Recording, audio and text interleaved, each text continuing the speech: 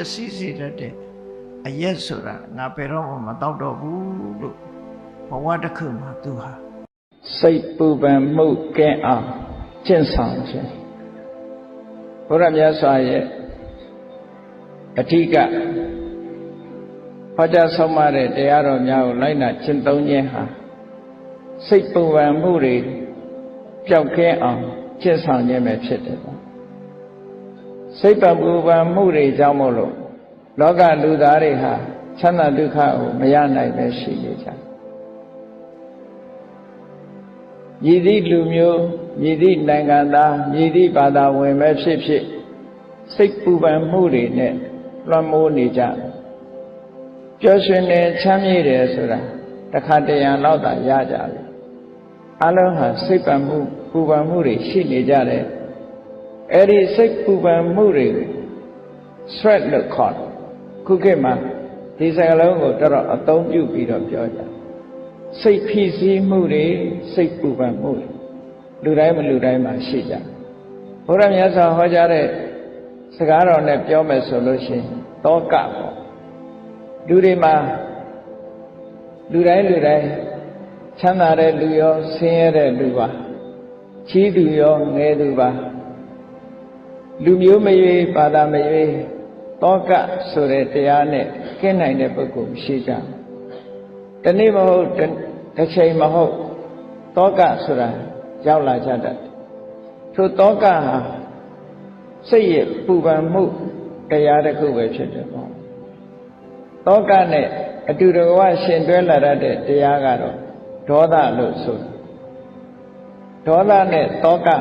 ရှင်တွဲလာတတ်တာဖြစ်သောကြောင့်လူတွေရဲ့စိတ်နှလုံးငြိမ်းချမ်းမှုဟာတောကဒေါသဝင်လာပြီဆိုလို့ရှိရင်ဆုံးရှုံးနေတာသွားတယ်ဒါကြောင့်မို့ဘုရားမြတ်စွာရဲ့တရားဓမ္မတွေအဓိကကျင့်သုံးနေထိုင်ကြခြင်းဟာစိတ်ပူပန်မှုကင်းအောင်ကျင့်ဆောင်ခြင်းပဲဖြစ်တယ်လို့ဆိုရင်မမှားဘူးအရှိထင်ရှားဖြစ်နေတဲ့အချိန်ကာလမှာစိတ်ချမ်းသာမှုနဲ့စိတ်နှလုံးအေးချမ်းစွာနေနိုင်မှုကအမှန်တမ်းအရေးကြီးတယ်တောကဟာဘယ်ကြမှာရပ်သွားတယ်လဲလို့ဆိုလို့ရှိရင်အနည်းဆုံးအနာဂံအဆင့်ရောက်သွားပြီဆိုရင်တော့တောကရပ်တယ်ယဟန္တာဖြစ်သွားပြီဆိုတဲ့အချိန်မှာတော့စိတ်ပူပန်မှုဆိုတာဘယ်တော့မှမလာတော့ဘူးစိတ်နှလုံးအေးချမ်းတယ်ဒါကြောင့်မို့နောက်ပိတ်ဆုံးအနေနဲ့ပြောမယ်ဆိုရင်ဟရယတတန္တိစိတ်နှလုံးရဲ့အေးချမ်းမှုဆိုတာဟာအရတ္တဖို့ပဲဆိုတာဖြစ်ပါတယ်အရတ္တဖို့ဆိုတဲ့အစင်းမြင့်တဲ့တရားတစ်ခုမျက်မှောက်ပြုမိပြီဆိုလို့ရှိရင်တော့စိတ်နှလုံးပူပန်မှုပါဘယ်တော့မှမလာတော့ဘူးသာဝရအေးချမ်းပြီးတော့စိတ်နှလုံးဟာငြိမ်းချမ်းတဲ့အနေအထားမျိုးကိုရရှိတယ်လို့လက်တွေ့ဘဝမှာပင်စိတ်နှလုံးငြိမ်းချမ်းအောင်ဘုန်းကြီးတို့တွေကျင့်ဆောင်လို့ရအဲ့ဒါလို့ကျင့်ဆောင်ဖို့ရအတွက်မြတ်စွာဘုရားကထိုသုတ်တန်တွေမှာနီလံပေးပြီးတော့ဟောထားမမှန်ကန်ကန်ရှုမြင်သုံးသပ်တတ်ဖို့အမှန်တမ်းအရေးကြီးတယ်မမှန်ကန်ကန်ရှုမြင်မှုဟာစိတ်နှလုံးအေးချမ်းမှုရဲ့အစပထမပဲဖြစ်စိတ်နှလုံးအေးချမ်းမှုအတွက်ကျင့်ဆောင်တာမှန်မှန်ကန်ကန်ဆင်ခြင်သုံးသပ်မှုပဲအထိဒါဖြင့်စိတ်နှလုံးအေးချမ်းအောင်စိတ်တည်ပူပန်မှုမဖြစ်ရအောင်ဘာကိုဖယ်ရှားရမလဲလို့ဆိုလို့ရှိရင်တွေ့တာမှုဖယ်ရှားတွေ့တာမှုတွေရှိနေသမျှကာလပတ်လုံးစိတ်နှလုံးအေးချမ်းမှုဘယ်သူမှမရနိုင်တွေ့တာမှုသည်စိတ်နှလုံးပူပန်မှုကိုဖြစ်ပေါ်စေတယ်လို့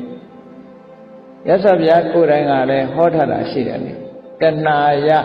သာယတိတောကောတဏှာယသာယတိတောကောတောကဆိုတာတဏှာကြောင့်ဖြစ်လာတာတွေ့တာမှုဆိုတဲ့တဏှာရှိနေတဲ့ပုဂ္ဂိုလ်တိုင်းဟာတောကဘယ်လို့မှရှောင်လွှဲလို့မရနိုင်ဘူးတောကကိုရှောင်လွှဲခြင်းလို့ရှိရင်တဏှာကိုလျှော့ချကြရမှာဖြစ်တယ်လူတိုင်းဟာ